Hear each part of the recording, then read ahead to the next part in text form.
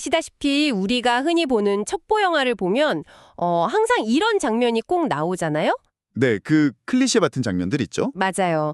주인공이 막 중대한 임무를 부여받고 최첨단 무기가 든 가방을 딱 챙긴 다음에 어두운 밤에 비행기에서 적진 한가운데로 망설임 없이 뛰어내리죠. 그것도 완벽하게 혼자서 말입니다. 그렇죠. 전형적인 고독한 영웅의 모습이죠. 사실 스크린으로 볼 때는 그게 정말 짜릿하고 멋있거든요. 네, 모든 난관에 개인의 어떤 뛰어난 능력, 막 열정 이런 걸로 돌파하니까요. 맞습니다. 하지만 현실 세계의 고위험 임무로 넘어가면 얘기가 완전히 달라집니다. 완전히요. 예를 들어 수백 미터 아래로 내려가는 심해 잠수나 끝없는 우주를 탐사하는 분야를 들여다보면 어떨까요? 그런 고독한 영웅 모델을 적용했다가는 곧바로 대참사로 이어집니다. 오, 상상만 해도 끔찍하네요. 바로 생명과 직결되니까요. 그쵸.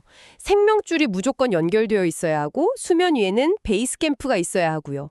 내 산소 잔량이나 심박수를 모니터링해줄 전체 팀이 있어야만 겨우 생존할 수 있잖아요. 네네, 정확합니다. 오늘 우리의 심층 탐구는 바로 이 생사가 걸린 차이가 완벽하게 적용되는 아주 치열한 현장으로 들어갑니다. 바로 선교 현장입니다. 장기 선교를 결단하고 짐을 꾸릴 준비를 하고 계신 당신, 혹은 내 일상 속에서 선교적 삶을 고민하는 여러분을 환영합니다. 네, 반갑습니다. 오늘 우리가 파헤쳐볼 자료는 선교 후보자들을 위해 진행된 아주 밀도 높은 멘토링 세션 기록입니다. 단순히 막 가슴 뛰는 비전을 넘어서 열정이 준비를 앞지를 때 현장에서 어떤 참혹한 현실이 벌어지는지 살펴볼 거거든요. 네, 그리고 어떻게 살아남아서 사역을 감당할 수 있는지 그 뼈아픈 실제를 함께 들여다보는 거죠. 맞습니다. 자, 이 내용을 하나씩 풀어볼까요? 이거 정말 중요한 지점인데요. 사실 많은 분들이 선교를 향한 뜨거운 소명을 품고 계시잖아요. 네, 열정은 다들 대단하시죠. 근데 정작 그 마음을 현실의 복잡한 사역으로 번역해내는 과정에서 길을 잃거나 상처를 받는 분들이 너무 많거든요. 아, 마음과 현실의 괴리감이군요. 맞아요. 그래서 오늘 다룰 내용들은 그 번역 과정을 돕는 아주 냉정하면서도 필수적인 생존 가이드라고 할 수 있습니다. 좋습니다. 그럼 가장 근본적인 질문, 약간 패러다임의 변화부터 짚어보죠. 제가 선교라고 하면 흔히 모든 것을 다 팔고 정글이나 오지로 떠나는 평생의 헌신을 떠올리게 되거든요. 우리가 일반적으로 가지는 이미지죠. 네, 그런데 자료를 보니까 최근 아프리카나 이런 전통적인 선교지에서 서구의 전임 선교사 숫자가 눈에 띄게 줄어들고 있다고 하더라고요. 네, 실제로 통계가 그렇게 변하고 있습니다. 게다가 요즘은 단기 선교 프로그램도 되게 활발하고 막 인터넷이나 줌 같은 걸로 전 세계가 다 연결되어 있잖아요. 그렇죠. 접근성이 엄청 좋아졌죠. 그러니까 제 의문은 이겁니다. 내 삶의 터전을 완전히 옮겨야 하는 그 막대한 비용과 시간이 드는 장기 거주 선교가 굳이 여전히 필수적인 이유가 무엇일까요? 아주 현실적이고 날카로운 의문입니다. 사실 효율성만 따지자면 단기 선교나 미디어를 통한 접근이 훨씬 나아 보일 수 있죠. 맞아요. 가성비라고 해야 할까요? 그런데 여기서 정말 매력적인 부분은 선교의 본질이 어떤 대단한 업적이나 프로젝트를 빨리 완수하는 게 아니라는 점입니다. 단기간에는 절대 이룰 수 없는 것, 바로 관계에 있다는 거죠. 관계요? 네, 현지인들의 힘성화도를 습득하고 그들과 삶을 섞는 과정이 필수적이기 때문입니다. 심성 언어요? 저는 그냥 문법을 배우고 막 일상 회화를 할 줄 아는 현지어 능력을 말하는 건 줄 알았는데 아닌가 보군요. 아, 완전히 다른 차원입니다. 언어의 껍데기를 넘어선 진짜 깊은 영역이거든요. 오, 구체적으로 어떤 건가요? 그 사회가 겪어온 역사적 슬픔, 일상에서 느끼는 기쁨, 아주 미묘한 농담들 있잖아요. 그리고 문화적 맥락이 고스란히 담긴 내면의 언어가 바로 심성언어입니다. 아, 농담을 이해하는 건 진짜 어려운 일인데. 그렇죠. 이 언어를 이해하지 못하면 겉도는 대화만 할 뿐이지 진실한 신뢰관계를 형성할 수 없습니다. 현지인의 상처를 끌어안고 성경을 그대의 고유한 언어로 번역하고 한 사람을 온전한 제자로 길러내는 일은 몇 주짜리 단기 이벤트로는 절대 불가능합니다. 아하, 그러니까 시간이라는 절대적인 투자가 필요하군요. 맞습니다. 그들의 삶 속으로 들어가 오랫동안 부대끼고 때로는 같이 막 실패도 겪어보는 절대적인 시간이 필요하죠. 단순히 복음이라는 정보를 배달하고 오는 게 아니라 그곳에서 동네 이웃으로 살아가며 젖어드는 과정이라는 거네요. 네, 정확히 그겁니다. 그런데 여기서 제 머릿속에 약간 충돌이 일어납니다. 장기 거주가 그렇게 중요하다면 결국 선교라는 건 목사님이나 소수의 특별한 전임 사역자들만의 전유물인 건가요? 그렇게 생각하기 쉽죠. 그러니까 저 같은 평범한 직장인은 그저 한 달에 한 번 후원금 자동 이체하는 것으로 만족해야 하는지 묻고 싶어지거든요. 아, 전혀 그렇지 않습니다. 오히려 오늘날 선교의 패러다임은 평범한 직장인들을 향해 극적으로 확장되고 있거든요. 오, 진짜요? 어떻게 확정이 되나요? 자료에서는 일풀뿌리 선교사라는 아주 핵심적인 개념으로 설명하고 있어요. 풀뿌리 선교사요. 이름부터 뭔가 일상적인 느낌이 나네요. 네. 해외에 나가는 주재원, 비즈니스맨, 유학생은 물론이고요. 국내에서 일하는 모든 신앙인이 자신의 일상과 직업 속에서 선교적 책무를 다해야 한다는 겁니다. 아, 특별한 직분이 없어도요? 네. 초대교회의 역사를 보면 복음을 전 세계로 퍼뜨린 주역은 베드로나 바울 같은 사도들만 있었던 게 아니거든요. 그럼 또 누가 있었죠? 박해를 피해 흩어진 평범한 상인들, 그리고 디아스포라들이었어요. 직업 영역에서 하나님 나라의 통치를 실현하는 삶, 그 자체가 훌륭한 선교인 겁니다. 와, 제 머릿속에 바로 비유가 하나 떠오르네요. 우리의 세속적인 직업, 예를 들어서 사무실에서 엑셀을 만지고 코딩을 하고 또 카페에서 커피를 내리는 그 일상들이요. 네네. 그게 단순히 생활비를 벌기 위한 밥줄이 아니라 깨어진 세상을 고치는 수술 도구이자 하나님이 일하시는 무대가 된다는 거군요. 와, 아주 적절하고 멋진 비유입니다. 마치 외과 의사가 수술 도구를 어떻게 다루느냐에 따라 사람을 살릴 수 있는 것처럼 말이죠. 엑셀이 수술 도구가 될 수 있다니 참 새롭습니다. 자료에서는 이 전문 기술을 활용한 6가지 핵심 사역 영역을 명확히 제시하고 있습니다. 어떤 영역들인가요? 경제, 비즈니스, 보건의료, 환경, 예술 커뮤니케이션, 교육, 그리고 법률 복지입니다. 중요한 건 이 영역들이 어떻게 선교로 작동하는지 그 방식이 완전히 변하고 있다는 거예요. 방식이 변한다는 건 구체적으로 어떤 의미인가요? 예를 들어서 비즈니스 선교, 흔히 BAM이라고 들으는 영역 있잖아요. 네, 많이들 관심 가지시는 분야죠. 이거는 단순히 현지에서 비자를 받기 위해 카페 같은 거 차려놓고 뒤에서 몰래 전도하는 방식? 뭐 그런 거 아닌가요? 과거에는 사실 그렇게 비즈니스를 단순한 수단이나 약간 위장막으로 사용하는 경우가 많았죠. 네, 저도 그렇게 알고 있었거든요. 하지만 진정한 비즈니스 선교는 비즈니스를 운영하는 그 전 과정 자체가 선교가 되는 것을 뜻합니다. 전 과정 자체가요? 네. 현지 직원을 고용할 때 정당한 임금을 지불하고 뇌물이 오가는 현지 관행 속에서도 정직하게 회계를 처리하는 거죠. 아, 삶으로 보여주는 거네요. 맞습니다. 고객에게 양질의 서비스를 제공하는 그 일터의 문화 자체가 하나님 나라의 윤리를 보여주는 강력한 메시지가 되는 겁니다. 와, 구호가 아니라 실천이네요.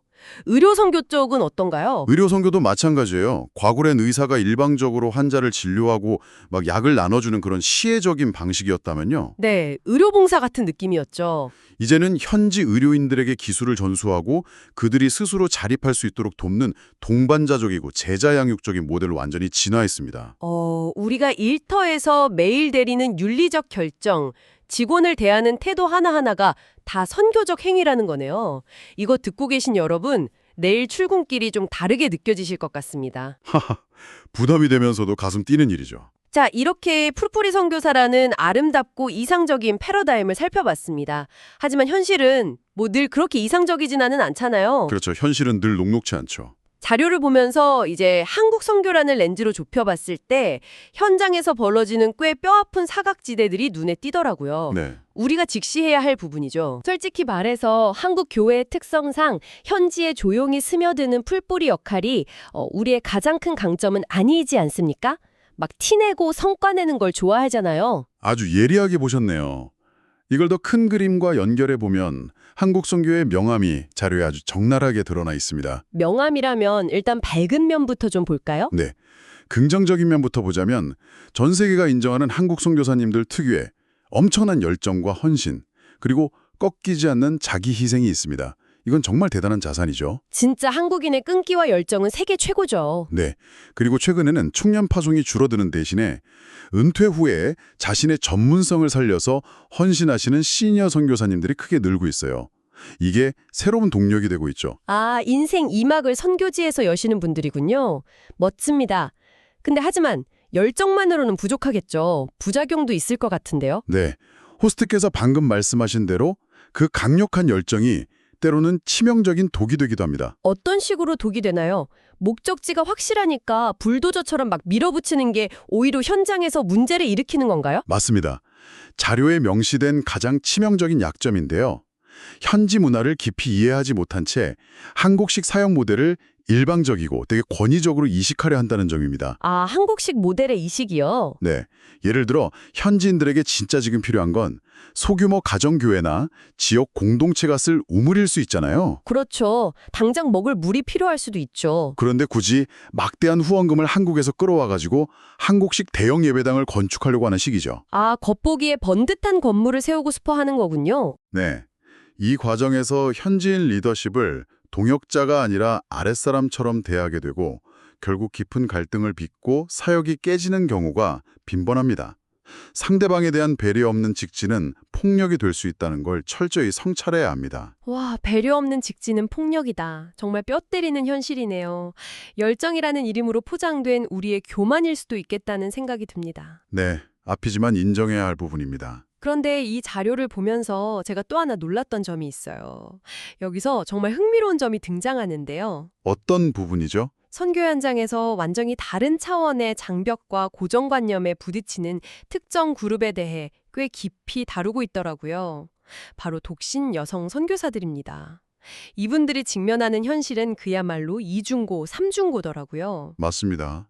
통계적으로도 한국 선교사 중에 독신 여성의 비율이 상당히 높은 편이거든요. 아, 생각보다 비율이 높군요. 네. 그런데 이분들이 통과해야 하는 문은 놀라울 정도로 좁고 험난합니다. 구체적으로 어떤 어려움들이 있나요? 먼저 파송 전부터 가족들의 극심한 반대에 부딪히죠.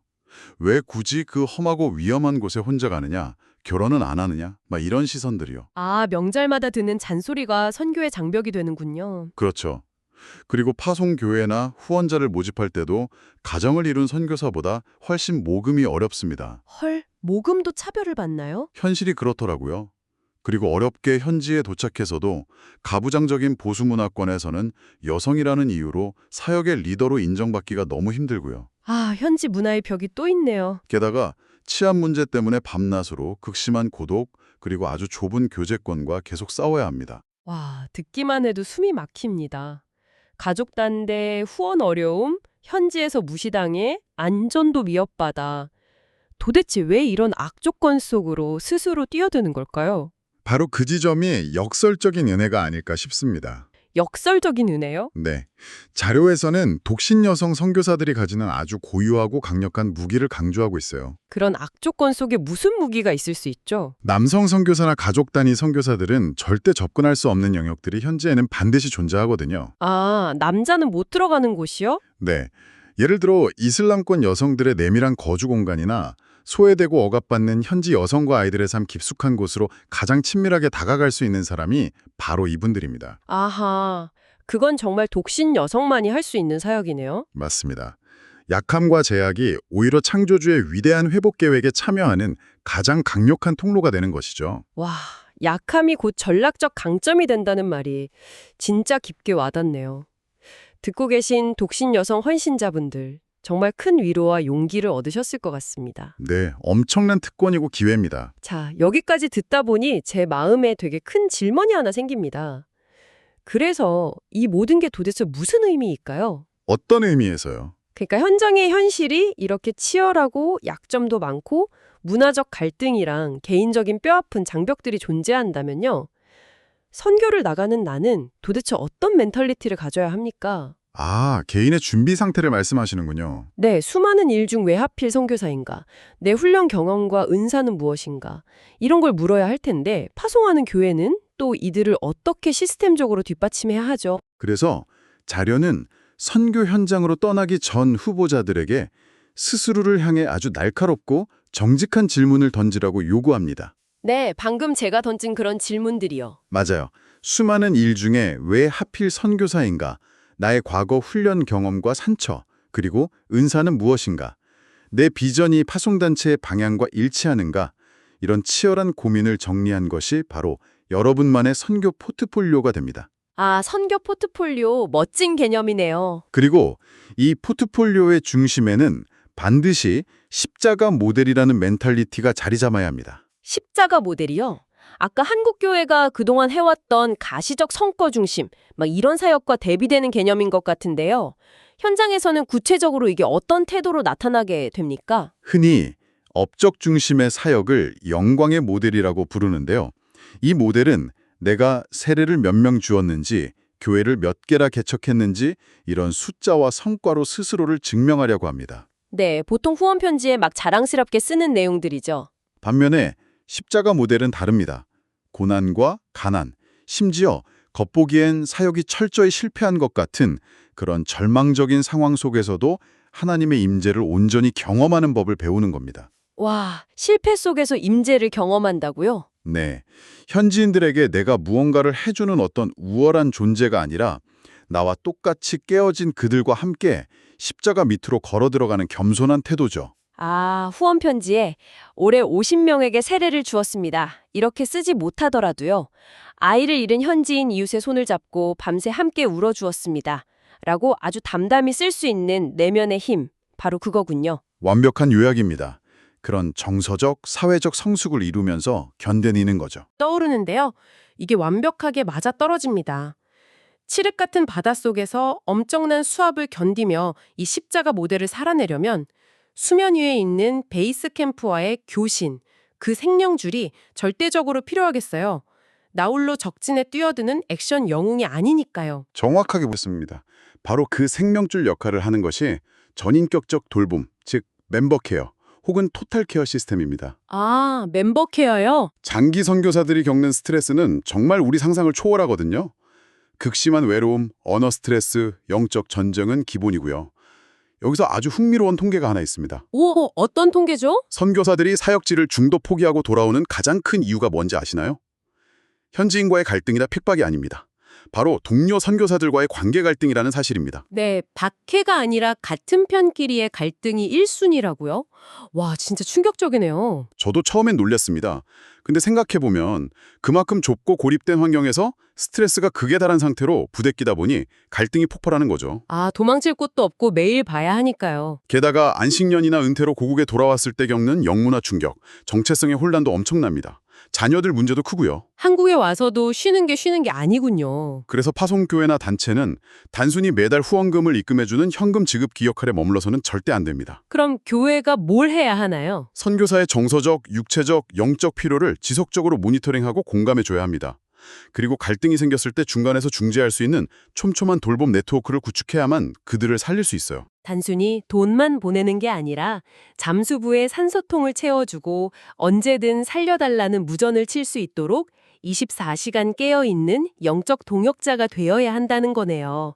이거 파송교회들이 정말 명심해야겠습니다. 네, 파송교회의 아주 막중한 책임이죠. 자, 이제 정신무장도 마쳤고 십자가 모델도 알았고 지원 시스템의 중요성도 알았습니다.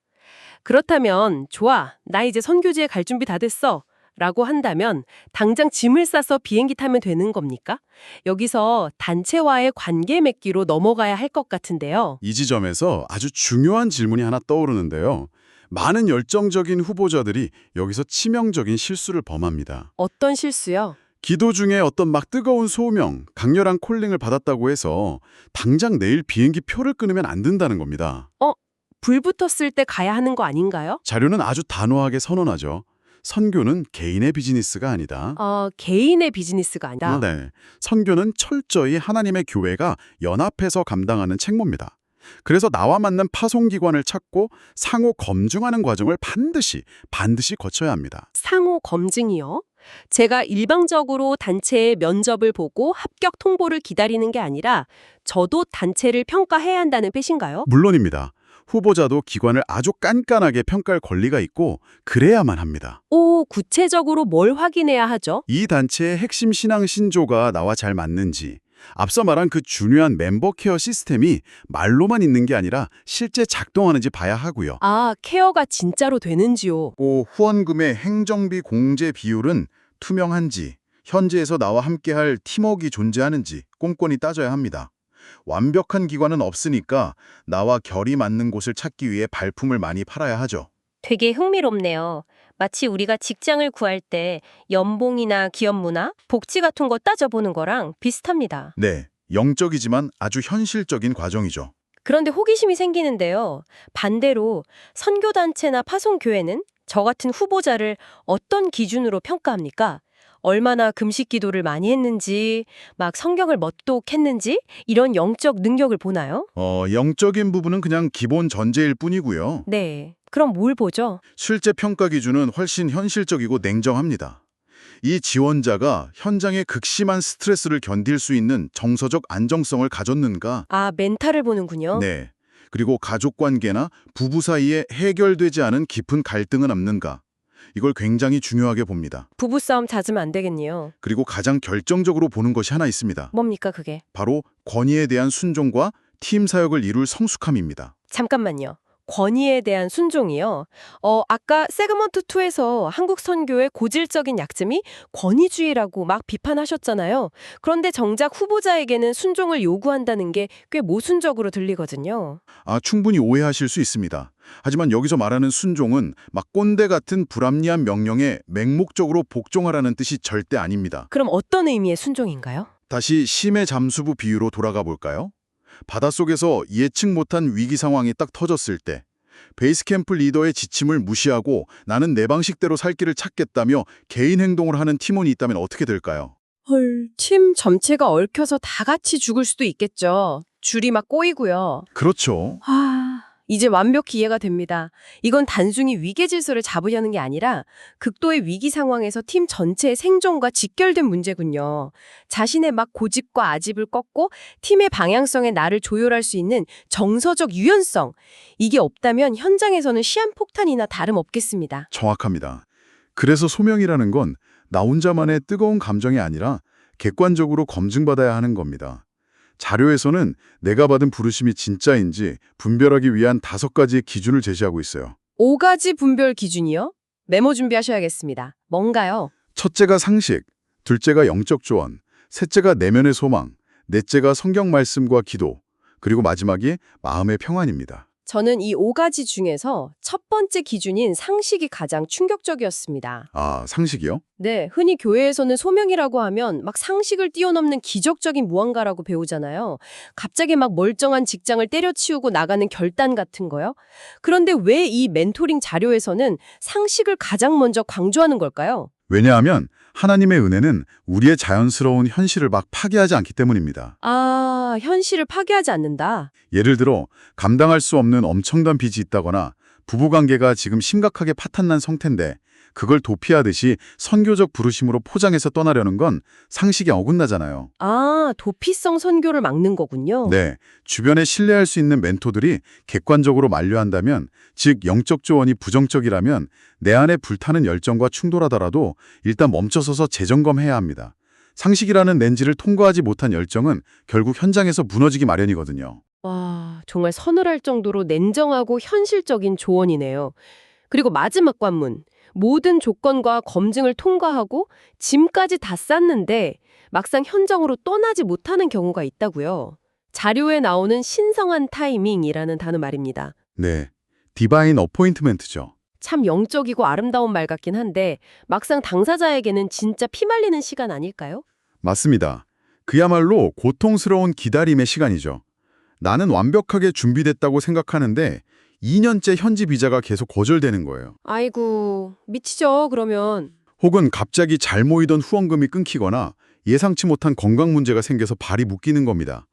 왜 하나님이 길을 막으실까 막 원망도 생기겠죠. 네, 저라도 나네 할 것 같아요. 하지만 자료는 이 기다림의 시간이 단순한 실패나 지연이 아니라고 위로합니다. 그럼 어떤 의미가 있는 거죠? 이는 우리의 교만과 조급함을 깨뜨리는 시간입니다.